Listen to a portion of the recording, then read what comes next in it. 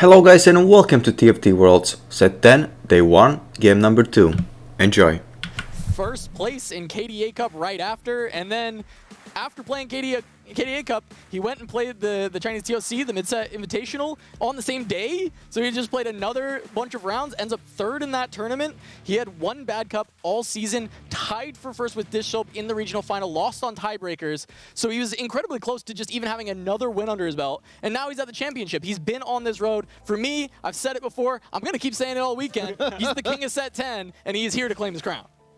The most decorated for sure, and now we have the portal of 3 costs. So anyone who gets an Urgot will have an amazing, an insane early game. Absolutely. Well, we haven't got any Urgots, but what we have got are a couple of more Kaisers. Of course, we know the Pentacles can be very strong as well. A couple of Samiras, and a misfortune for Taro up at the top. So, we'll see how much this ends up affecting our players' overall approach to the game. But I do want to take a second while we've got the chance to talk about some of the other regions we haven't really gotten into as of yet. We mentioned, Korea, particularly not having the best of sets last time around. Bintum in this lobby, the brightest hope for them coming into this tournament. For sure. The third championship for Bintium, he's doing amazing on screen, and he's highly respected from all the lineups in all the world. So actually, there's high expectation from him, and let's see what he can how he can perform. Yeah, the way I look at it is, okay, he had one bad game, but for me, it's the same as Salvi, right? Like, I think he will easily bounce back. And we look at Bintum, we look at actually KR as a region, they are the most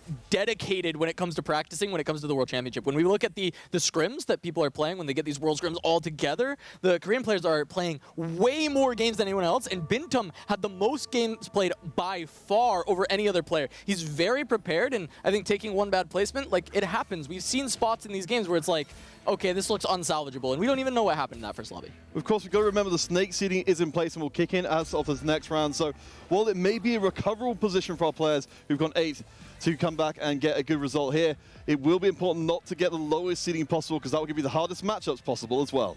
So I see submit to the pit available for Yush, and that could be an easy pickup to decide early on. Just pick your direction, say, hey, I'm going to play this, and it looks like that will be the decision. So we're going to have a Mosher player in this lobby, and we'll look around and see if there's anything else really striking us. Yeah, for sure. I want to point out again, Josh, he likes to go for the early path, trying to commit early to a composition. He doesn't want to complicate things. He's not a tempo player. He only wants to know exactly what he wants to go for. And now this Mosher line will be amazing for him. The final to select the augment will be Taro. Not the best for the early game. He doesn't commit, so he gets roots. It would be interesting to see what he plays around this, because it's not the best augment for Heartsteel, for example, that he has a chance to play. Yeah, the big one that I've seen a lot of people take, at least in North America with this reroll meta, is actually Heroic Grab Bag. Because of the fact that you get Headliner, you already get 3 copies, now you're at 5 copies, just kind of out of nowhere. But Taro doesn't really have a very specific reroll line that is already being led towards, so we don't end up seeing that be the pick. And instead, it looks like Taro will commit to kind of this loss streak, not feeling very good about the opener. Well, since we've got the chance to see all our augments on the right-hand side, let's take this temperature of where we are. We've got a couple of clear mines in the mix, and one that's jumping out to me here, the Escort Quest. We can see from Bintum not working out this round, but has a lot of aggressive potential. Yeah, for sure. Clear mine, they will go for simply trying to play a very efficient board, and not trying to hold, obviously, the pairs in case the game doesn't give it to you. So probably it won't be the most strength board unless they decide to spend economy to gain levels, cast, and maybe force a slight win streak, or don't lose so much HP in the early game. Yeah, and I think that was a big note on Bintum ending up losing that to Salvi, because we see how strong Salvi made his board, right? He slammed a Crown Guard in the early stage as well because of just how good it is in the early game, and he has that Olaf, which is one of the best early headliners to play around. So we jump on with Yush, and he's playing around the submit to the pit. He does end up just having a Sentinel Cassante to try and make this board stronger earlier on, but making Econ instead of pushing levels on a comp that kind of plays around 3 costs is pretty interesting to me. I think he felt that there were too many strong players in this lobby. I had to slow it down. I mean, I wonder what it's going to look like overall, because again, remember, we are in the 3-cost champion portal, so our players, the ones who've been able to keep hold of that 3 cost from the beginning of the game, would love to push up levels and make that into 2-star as soon as they can. Yeah, we haven't seen the Ribbon, so normally when Ribbon appears, people start thinking about Lulu, about other 3 costs. So now the meta is very close. It's very 2-star 3 costs, and they are going to hardstyle. But I think with more time, or even in this place, we could start seeing the ribbon. We could start seeing, even with an early spatula, we could see the emblem. It could be a possibility. Especially because we have it submitted to the pit player, so we know someone's playing around Urgot. For sure, yeah. So other players might recognize, oh, 3 costs are going to be rerolled, so maybe Riven actually ends up being open. Maybe this is slow enough, you know, there's not as many 2-cost rerolls that are going to hit me so hard that I can actually find these kind of 3-cost rerolls. No, I'm absolutely with you there. We haven't seen any signs of it as of yet, but certainly we could have our players decide to dive into that 8-bit a little bit later on. So Lala and Bentham went to 5 on 2-3 here. They're trying to actually continue their win streak. That was a big thing to note, and we'll see if they can keep those win streaks. Especially, you know, Bentham, he's gone to 0 gold to do this. yeah, very, very aggressive, but hey, that's the flavor of some of the lobby with the extra XP and the extra incentives for our players to push and get those wins.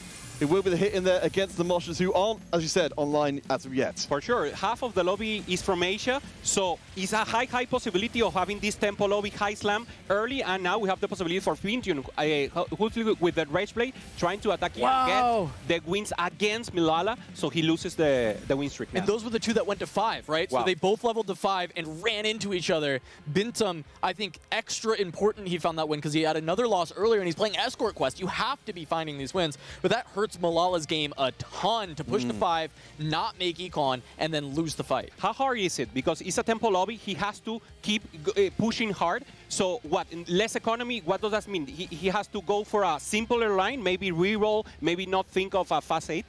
Yeah, definitely just playing efficient boards, right? He can no longer kind of play too greedy, right? He has to kind of build this econ back up. So just trying to find as low cost of a board to not lose too hard is kind of how I like to see these players recover that econ. It can be reroll, but a lot of times it's just renting a 2 cost and then potentially playing for a later game. Certainly the Superfan's going to make that a little bit easier to flex around to find the units in place. As you mentioned before, the only win streak for Salvi up to the top. Down at the bottom are Yush and Taro. They both kept their loss streaks intact and also a good amount of gold in the bank. Kele here, a good reminder, the players from China, from CN, are all playing in their studio, so they're all together playing live. So that would be also an experience for them. They have been doing it in the past championships, so it's different. So Salvi also in there, and let's see if they get a good composition. Salvi, I like the fact that he gains an early Kai'Sa, an early headliner here, and she's actually very, very strong, and she could use it even for all of the round 3. Yeah, I think streaking like this with clear mind is really, really well done, right? Because of the fact you can't really hold the pairs to kind of level up your board, but instead, using a headliner, Kai'Sa, you get the 2-star immediately. Your backline's so good, Kai'Sa's so good at this stage, and then using units like Gnar, who are very good in the early game, and Evelyn, actually, who's actually quite good at this stage, just giving KDA, but it just makes it so this board has been quite strong, and Salvi has been able to keep this 4 streak. So we have got the collision course set here between Salvi and Bentham. Currently both on the win streaks. Of course, remember Bentham with the Escort Quest will keep trying to push up his board power. We've got a lot of players, though, towards the middle, though, who don't have those streaks and have had to rely on just accumulating gold the regular way. Salvi going to level 6. Yeah, he's got to keep the streak. 4 Crocs, man. And it's the clear mind. He's gotten that extra XP, so he's still able to make 10 gold of econ, right? It's still not horrible. He's not, you know, full sending it down, and he has to keep the streak. And the way he does it, he finds an Urgot. That should be able to do it on stage 2. For sure. He's again Ice. Ice is going for the hard steal, so he's not very strong right now, but he's going for the push. He's going for the high cap late game board. He has vampirism, so he has healing for the late game for the much HP he loses. So it will be very, very strength or powerful what Ice can make in the late game. So Salvi keeps hold of his streak. We'll keep an eye out if Bentham is able to do the same.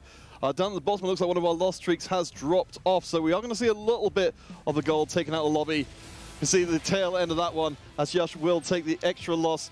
Looks like we must have lost, broken the streak the round before. Yeah, it was the previous round. Yush, we see an Urgot on that board, and I think that might have been the mistake, actually, is playing an Urgot at this point. But I think Yush also might have been okay with turning the streak around now that he found the Urgot, and it may have just actually been intentional to try and flip this into a full win streak headed into stage 3, because he didn't want to lose too much econ by buying and holding this 3 cost. Itemization will be very important here. Let's see what the angles get. What do you like, Cass, on the Urgot, ideally? Do you have like an ideal, or is it a little flexible? It's pretty flexible, honestly, with the Urgot, right? Like, I'm down for kind of anything. One of the things that we saw quite a bit with the Urgot was actually the Sterix in North America, and I think people like that quite a bit. But on top of that, red buff is really good, be able to spread that on everybody, get that extra damage. And then you need healing, right? I think Hodge is really a good one that you want to see. I think playing around some crit can be very solid. We've even seen some Quicksilvers, just the ability to just have, you know, constant that CC reduction while you're also already tanky, and then get some crit via that way. Well, as we check in with Taro here from Japan, I want you guys to kind of characterize this lobby for me, because of course Taro is our one player who's on the full loss streak, on the lowest HP. You know, given we haven't got Heartsteel in place here, what kind of forecast do we have for Taro in this game? Well, I mean, it could still be Heartsteel, right? This is only 3-1. You could still actually look for this 3-2 roll down, end up just finding Heartsteel and then playing it and going around that. You can't really lose streak too hard at this point, so it'd be just kind of playing around the units and trying to get some extra components as you go forward. But also, we could see a pentakill line, or we can see even just playing around Ahri as a potential option. But we do see that, you know, oh, this is actually Kola that we've moved over to, has the blue buff set up, so that's going to definitely be wanting to be playing for Heartsteel. Yeah, for sure. Getting the Bard early is also very, very good for him. Maybe 3-1 is not the best, but I truly believe he can change the Katarina, give the items to Bard as a good possibility. And in terms of Taro, I think he's going for the Seraphine line. He's going for KDA, Spellweaver, and trying to get a lot of value of Roots for both synergies. Oh, that makes sense. Yeah, I actually like that quite a bit. Roots, it's probably the best comp to play Roots around. You actually hit the majority of your board with Roots. Now, I would like it a lot. Well, second augment will be Silver, so our players can start finding a little bit of direction. But of course, remember from before, clear mind for a couple of our players meant they were keeping themselves as open as is humanly possible.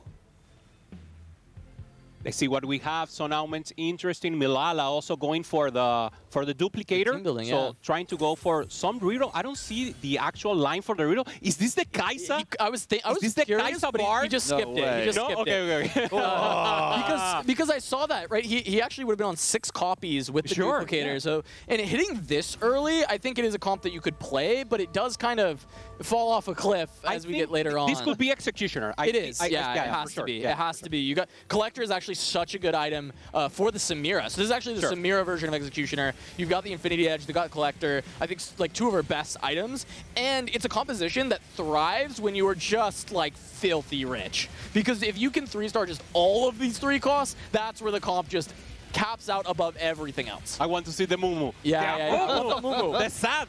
It's amazing. No, he's good. The third cast, he gives you the round, so it would be great to see if we get him now. Bintium also going for this possible line, and Bintium, he has...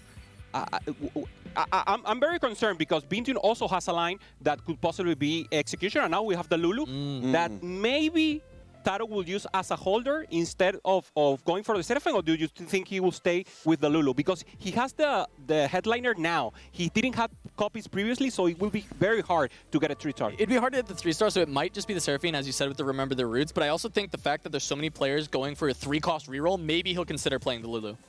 Yeah, I do want to zoom us out slightly with Taro here from Japan. Of course, it's worth remembering Japan is our reigning World Championship country right now. World title himself, the World Champion, until this tournament is done, is not in this competition. The Japanese players, of course, looking to follow up his incredible success last set. That first place was absolutely amazing. I would like to point out that we should learn about the augment selection. For example, Salvi is getting uplink, but he's getting the silver one. That's the best, in my opinion. It's amazing the amount. It's like little mana, but in terms of silver augments, I really like it and gives you the threshold to get a good ult in very early in the rounds. Yeah, it can help you hit those break points. As we jump to the carousel, there's a spatula here. Not a ton of compositions that I saw initially that would love to see that. We do... I mean, there's always potential of KDA, but it's not really, you know, that sought after. We do see Taro pick it up, which that would, to me, kind of indicate potential of wanting to go vertical KDA player on the Seraphine. For sure. Let's see what he gets, because the position is not comfortable at all. There's a possibility, as you said, Cass, that he simply goes to 8, try to play the Ahri in case he doesn't get any natural units of the copy he wants. KDA Lulu. It could be. With the Remember Your Roots, so that you actually get to spread it all around. Perfect. We've solved the issue of the Remember Your Roots. No, there we go. I think that could be right. He's actually got a nearly large rod on Lulu right now, so it may well come to pass. But let's take our eyes elsewhere, because we can definitely come back to them on longer term. Chaos does manage to pick up the emo version of the Vex, not the Executioner version, but will still be pretty powerful. And this is a long time coming for Chaos to be at the championship, right? I mean, this is a player who has been around since Set 1, playing mostly on NA because SCA did not really have a region in competitions. And so Chaos was kind of barred from entry for a very long time. And he ended up coaching a lot of players who were incredibly successful throughout their careers. And I think that now it's finally Chaos's time to show his stuff on the world stage. And he's a very, very exciting player for us to be having here, a good friend to all in the TFT community. I want to raise the question here because, one of our big themes for this tournament is having these players. When you look at the players who've got local to you and say, if this guy could get to the World Championship, he could make a big splash. How does it feel when you get to see that happen for the first time? Yeah, for sure. And we have many tacticians in that spot. This is the spot where heroes are going for the first time to Worlds with new players like Coca Ken from Latam. We have a lot of players. When we were seeing the list, we will have much recurring going to the championship. So TFT is actually opening a lot in the world. So this is an invitation also. If you're hearing this, you're trying to go in the ladder race, it's a good opportunity. TFT is the game where anyone can make it. If you're the best, obviously you have to. You don't start as the best, though. I think all these players, these heroes that have been developing over time, they have had an enormous amount of patience and persistence to get to this point at all. All right, now we're taking stock of some of these boards, right? We're on Malala right now. He is playing around this Kaisa for the mid game, but you see these Samiras on the bench, and a lot of players kind of angling the 3 costs, a lot of it being triggered by Yosh taking this Urgot early on, right? Trying to play around submit to the pit. And now we have, the Vex potential on the board of Chaos, likely just a rental unit, but we have the Lulu, which I think Taro is potentially going to reroll at this stage. I can confirm what we were talking about before. The KDM has landed exactly onto Lulu, as he said, to spread things around. Oh, big roll down coming from Kula. Rolling before everyone else here on neutrals, so it will be good. He knows the Mosher is not the best, so he skips it. He gets the Ilaoi, so this is amazing. He doesn't have to go now for the set. He has possibility to play around maybe 4 brawlers. He can play around other things, but he wants to go now for the carry, and that will be the focus in this roll down in 4-1. I do notice, Kolo has, of course, got the huge loss streak in place, but unlike what we saw in our previous games, the HP total isn't quite as low as we would have seen, to get into the absolute danger zone. Yeah, and on the flip side, I just want to quickly call out that Bintom is on a 9-win streak with that escort quest. He just lost that one early round, and he's just won since then. He's incredibly rich, so that's a board we'll have to look at later. But Kula is still looking for that roll down, finds Heartsteel Ezreal with this blue buff. Exactly what he's looking for, because even win streak Heartsteel, he can get extra components in the late game, and he found Zed to go alongside with it, just a 1-star, but with Alawi anchoring that front line, being able to find the back line of the Ezreal, this should be a good stabilization point for this loss streak. Milala going for the executioner line, and we have Kele now in the front. So let's see this Ezreal working it, obviously trying to go for the Heartsteel line. He doesn't have 5, he has 4, so maybe drop 1 or include 1 more to try to get the additional, but he's not in a place where he can lose much XP. So it's like a medium spot for him, fighting against the Mosher, and it's not enough for him now. So he needs frontline. He has good damage with the Ezreal, but it's not enough to make the win. I was going to bring up here, we have an interesting augment set up there with the Moshers, the submit to the pit and the keepers as well. Oh, it's the best. Yeah, so you've got a lot of beef there. We're talking about the kind of matchups that's bad into. Israel taking a shot across the entire team. Seems on paper that should be bad. Yeah, it is and it's not, because Ezreal only does that area of effect every 3 casts. It can take a while for him to do it multiple times, and a lot of times the important units are actually going to use that Mosher regen and heal back to full after it. So it essentially nullifies the big cast from the Ezreal. All right, our last augment's coming in. We're going from gold to silver to gold once more. Anything leaping out at you? Now, I see a lot of combat augments. I like it. They're trying to reinforce what the archetype or its composition is. So, for example, here, Ice, he needed items. He already has a good chunk of presence is in sport. He has a early cane that will give him either HP or gold. And it's tough because he doesn't have an actual carry now. He has like a good front line. He has the cane, but there's no damage here. Yeah, he's missing a lot of damage as he gets into this fight against Salvi. Both of them kind of in the middle of their transitions, but Salvi does have this true damage Akali headliner, so at least he's got a bit more damage. He's got the blue buff, red buff. This wants to be an Ezreal. It does not want to be Akali, but is what Salvi has found for now, and he's just going to kind of rent that Akali in this mid game. He's got very good combat augments to continue on, and has that Lucian 1 with the Last Whisper, so applying a lot of shred just from that single unit. And we can see that the raw unit quality here is very good, even with the Heartsteel active as well. The tanks finish off the job there. Salvi takes the L. Ice didn't want that win. Of course, it's worth knowing Ice taking the first place from the first lobby. These players are playing against each other for the second time before the reseed coming in. So Salvi, really would like to be able to take Ice down a peg in this game. And he sells the sack. It's not the one he wanted. He had the Bruiser sack and low goal. He's looking for a new headliner. Doesn't hit. And this is the place where you want it. Let's see if the last goal is good for him. So no, so this is no. I think he has to get this trash, at least for now, and he does. So let's see if it's enough. He has the Jhin, so there's also a possibility to go around that Jhin, but he will need a lot of front line for it to work.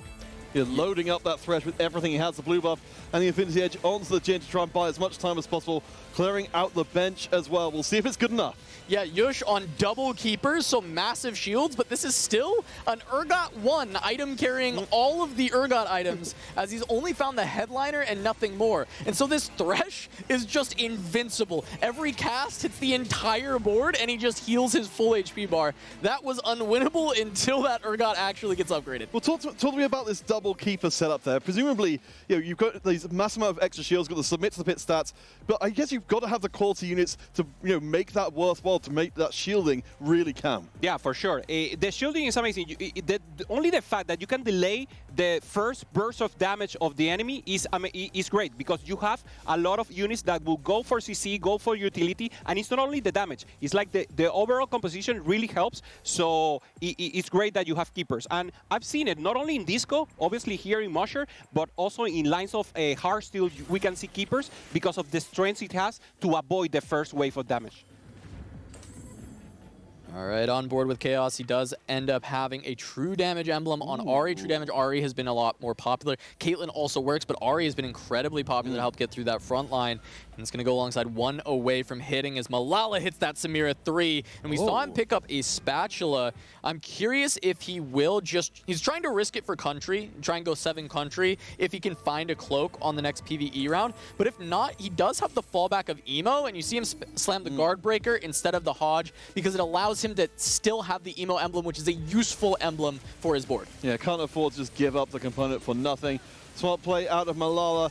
We check in now with Color, who is doing pretty decently well. Of course, with the Heartsteel ticking up, the Lucian into the backline as well. And of course, that headliner Ezreal doing a fantastic job of tearing through the multiple carries. Just too much to deal with as Salvi takes another L. Yeah, Salvi made a roll down. He didn't hit like a primary, a Prio headliner, but he does have the Akali. Akali can do a good work in round 4, but in round 5, it won't be enough. She doesn't have healing, so she's only doing damage. So let's see if he can find something else. He also has a Lucian, so...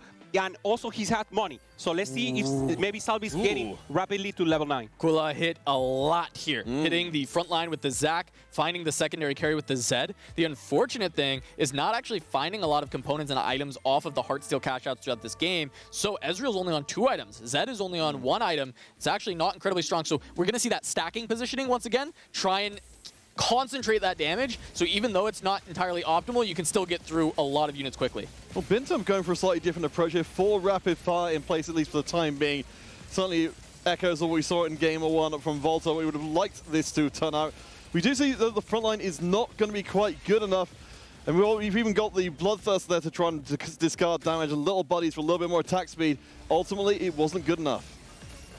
Yeah, good value of little buddies. He got the Jinx, he got the Aphelios, so he has really using it well to get the synergies. Not working for him this time, and now the Ice is not working also. Good damage from the Seraphim accessing the backline with the AoE damage. Yeah, and it looks like Tara ended up leaning towards that Seraphine instead and heavily pushing for that, and still has not hit the 3-star. So the fact that Tara is still able to hold on to this much HP in stage 4 without finding that Seraphine 3, really, really good for him to be able to continue to do that, while a lot of players are dropping very quickly. You were saying, Cass, in the previous game that we won the 3-star 2-cost on level 4-1. Yeah, in this case, Chaos is very delayed. Also, the Seraphine delayed, but it was because of the tempo. They were really impressive. Even the people with meditation were pushing the lobby, were slamming items. So it's a really high tempo lobby, so it's not the normal threshold that we are accustomed to see.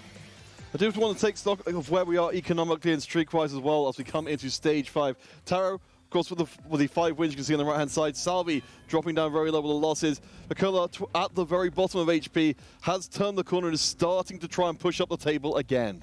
Salvi just used all that gold, pushed to level 9. We saw Yorick 2 picked up. Salvi's going to be able to make a very good board. He actually finally found his Ezreal, which the items did get slammed on Lucian, so it's a little bit awkward that he's got them kind of segmented here. I'm curious if he can find an opportunity to sell out of this Lucian, but he does want to play around this 3 Jazz as he runs into Malala, who's been dropping a lot of HP recently. He's got the 7 country in place, or at least a country emblem, and the Samira 3 you pointed out from before, going to hit like an absolute truck. You see that with the Hand of Justice, she's shrugging off a lot of the incidental damage coming through. Almost gets nailed. For want of a single shot, so Samira close, she's stays alive. She's just hanging on forever. Hand of Justice making his work there, getting a lot, keeping safe the Samira until the end. And it's good that he hit because he was lacking a little front line depending on getting that country, and now the Corcel de la Muerte, how we call it, the Super Hekari, is now doing work. Yeah, he's got it, and he's also 2 away from a Mumu 3. I don't know if you noticed that on the bench, but if he can pull that together, this front line is absurd, and it all comes down to can incidental damage snipe the Samira. Well, speaking of Muerte, we have got problems here for Salvi, down to minimal HP as well. We've got several players down to the 20s and 30s as well. It's only really Chaos up towards the top, and Bintam as well, who are keeping ahead of the pack. Yeah, Yush had to just accept that this Urgot wasn't going to happen. Ends up selling the Urgot 1 to move the items to the headliner because he just needed to get it done. And we still see the augments can carry this comp pretty hard, so this might be close, but the thing is, Thresh once again getting big stuns in the fight. However, the regen from the Moshers, this Ezreal and Lucian combo are having such a hard time getting through the Urgot. Yeah, it's going to be really tight here. At least Lucian's avoided taking most of the aggro, but we've got the regen coming in. The Ezreal's not going to be enough. Salvi down? No, he's not down. dead. No, he is He's dead. He's down in 8th. Oh no, Salvi. That's 2 8s in a row. His roll down was really good, but he ran into 2 boards that he just couldn't match up into. And I think slamming the items on the Lucian ended up hurting him so much because this Ezreal only having a blue buff is just not doing enough. Yeah, he needed a good headliner before. The game didn't give it to him. He tried to accustom. I think it was a great transition, but as you said, the enfrentamientos, the lobby, he got bad matchups, and that's it. The consequences going forward for Salvi, of course, one of the regional heroes from EMEA. It's 2 8s means that he's going to have the most aggressive seeding against him for the rest of at least day 1. It's going to be a very hard job for him to climb back up. Malala, though, did have a decent finish in game 1. This board is looking strong, perhaps strong enough to push forward to a top 4. Yeah, this is really tough. I actually thought this was going to be bad, but that Hecarim is just so tanky, and the Ahri can't punch through. And look, this is a Vex 1. Look how good this unit is. It just stunned both carries and won the fight at the end. It's amazing that Ice is level 8. He already has the Jing 2-star. So he's a believer. He's an actual believer. He believed. The Pull it front down. line is working for him, and he is able to get the full orchestra fighting for him. And now, final chance to get the itemization, to get a legendary, and try to finish up the game. Well, Cass, you mentioned with the Jhin, of course, the front line is going to be very important. We'll see if Ice can pick up anything more there. But so far, taking a sneak peek off screen, Ice has put together a pretty impressive front line to make sure that Jhin can get the job done longer term. Yeah, I mean, just the Thresh with 3 items is massive, especially in this lobby. There's a lot of clumping. And so this Thresh is just getting extra value, being able to heal up when that hook comes out, CC and healing. And so I think that this has just been able to stabilize. And this Jhin, a lot of these front lines for the other players is kind of a single strong unit, and Jhin just blasts it. There's a massive single target damage. Ice is starting to pick up even more power as well. We noted, so we've got the 2 frontline tanks in place. We're going to need to see boards that have got a lot of punch-throughs to be able to access the backline and get rid of that Jhin. For sure. Danger zone for Kela and Milala, both with less than double digit. And let's see what he does. Kela is actually pretty strong. He has good frontline. He has the double carry on the same side where we were talking about in the last round. So let's see if it's enough for him. He's going after Kele. So Milala and Kele in the double breakdown. Yeah, Malala fighting up against Yush. It's going to be really hard to push through all these shields and the extra regen, but he's going to have to hold on. On the other side, it is going to be the Senna. Oh, looking for the big booms with the crowd control for days. Color survives. Malala. Oh, the healing, though, from the Hodge. Oh, it's going to be so close. Fighting up against the set. The set is a monster. No. The set got to the back line, and it was too much. Malala would win this fight if the set was still fighting with the Hecarim. He would have been able to take this down, but the set wrapped around, and it takes Malala out. You could just see on his face the realization of the moment that stronger first game would be neutralized by an almost identical bot on the opposite end of the table. Malala goes out in 7th place, but down to a top 6. She was tanking everything she could with the healing. It was actually amazing, but well, Kele now ensuring the top 6, and now a 10, because Josh is also in the danger zone, also together with Chaos, and Taro, Bintium, and Ice are the ones that are stepping it up, and with good position to get a good podium in this round. Yash looking to follow up on the performance of Huey and Tamura in the previous championship. It certainly had a very good first game against this field of very decorated players. We'll see if we can follow up and do even more here. Yeah, and this game has been rough, not being able to find the Urgot, but the Augments carrying through. Double Keepers submit to the pit. Urgot 2 is plenty in that situation to try and play for this top 4. Going to try and get through Bintum, right? We've got this Caitlyn firing away, and now this is the weakness of that Urgot 2, not tanky enough to survive that initial onslaught. Yeah, the multiple backlines were absolutely terrifying, but the Ari punches through there. Oh! The color is going out. Gorilla gonna fall in 6th place there. Yush has held on to at least equal Dish Soap's performance in the last game, playing Submit to the Pit, where you can't find the Urgot, still making it happen. And you can see the power of that augment. You don't even hit your comp, and you still end up confined to 5th. You'll take that. Yeah, for sure. Taro is now in a good spot. He already got the comp he wanted. It's not like the best comp. It's not a winning comp because he doesn't have like Lulu 3, and he doesn't have the possibility to go to 9 to get like the Sona and everything else, but he's accomplishing a good performance here, so he decided to go for the tempo, and actually worked for him in this case. We can see Taro took the 5th place in the previous game, so presumably is a player oriented towards those top 4s to keep that medium performance, brewing for the possibility that one game you can come through huge and get the first. Ends up hitting a blue buff there. I'm curious if that will be the 3rd Ari item that comes out, but we're going to jump on with Yosh. He's still looking for the Urgot. He's on 3 copies, or 3 extra copies, so he needs 2 more. Doesn't really have the gold to get there, but maybe if he can win another fight, he gets very, very lucky in the next shop and finds both of them. Could find it there. Even Shroud going to be nice. There wasn't any Shred, so adding Shred to this board does actually meaningfully increase the power. Moving a little position and going a little to the back, forcing maybe the carries to move a little and have a little more access. So let's see if he knows. The Ari is tanking directly to the trash. So this will be good. Good CC from him. Let's see if it's enough to get the battle done. Keep an eye very closely on the Urgot on the side, as you mentioned, Ari as well, going face to face. I think for the time being, the Urgot's avoiding most of the damage in the set, will absorb the Aris as well, but there's just too much tankiness there. It's taking too long to punch through. Yeah, the big thing, the Urgot, when they moved up, he got stuck on a unit in the corner. So his cone attacks was only hitting a single unit of the front line instead of spreading it across everyone. And so because he takes the front line one at a time instead of hitting them all at once, the Urgot's just not able to get it done, and we end up seeing Yush fall there. We haven't seen the comp from Taro, and it's good that he only went tempo, good augments, and now he's in a great position. I thought it was like for top 4, top 5, and he could even got it with this. So final confrontations, final battles here, and the Senna is looking very good, only lacking maybe a little frontline, but both tanks with itemization. So with the compositions we've got left in play, from what we're seeing, so we could be up for another elimination here. We're really interested to see how these particular ones match up against each other. Yeah, look on the other side, though. There's an Alawi 2, Yorick 2. This is going to be really tough for Chaos, right? This might be the end of the road for our Senna player. Ari's being able to punch through quite a bit because it is true damage Ari, very, very strong, but that backline is just far too much. Bintum able to have all that extra gold from the escort quests and actually using it to build out this legendary board to complement that Caitlyn. Yeah, well, of course, we did see it was a bit of a rough ride for Bintum in the early going to keep that escort quest goal coming in, but certainly landing it as Chaos lands, I believe, a 4th place into a 4th place. So pretty happy with how things ended up. Taro, though, on the lowest HP right now. We've still got a good amount of money in the bank. Yeah, Ice looking to go back-to-back first here on a 7-win streak, 33 health remaining. Won the first game, looking to make it another, and finding that Jhin on level 8 is just making it happen. I love the position. And the Ezreal in the front line, he knows he has healing. He knows he will step away from the carry. So let's see if he's good enough to get a little of the damage in. So now the double placement here and most of the final round right now. A very nice little bit of optimization. You can see absolutely Ezreal staying out of trouble. The Jhin conjures up a storm there. The single target damage, absolutely monstrous. It's a beast! This Thresh won't go down!